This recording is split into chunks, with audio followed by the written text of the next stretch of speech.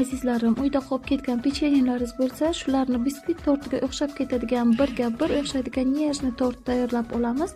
Bu tortimizga kerakli mahsulotlar bittagina smetana va bitta piyoladan ozgina oshiqroq farqi yo'q yuzqushon yo varyonli moloko solib olamiz. Ustidan ikkita to'g'ralgan bananni solamizda yaxshilab aralashtiramiz. Tayyor bo'lgan aralashmamizga menda shunaqa pechenyelar bor edi, farqi yo'q qanaqa pechenye bo'lishidan qat'iy nazar aralashmamizga solib olamizda va yaxshilab aralashtirib olamiz. Tayyor bo'lgan massamizni qolipga solamizda, chiroyli qilib press qilib qo'shiq bilan yuzini taxlab olib, xolodilnikka 2 soatga jo'natamiz.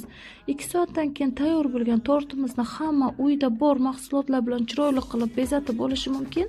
Men tortimizni atrofini kakaolar bilan chiroyli qilib bezatdim, ustini esa xlopya bilan terib, o'rtasida mandarin bilan chiroyli qilib bezab oldim azizlarim.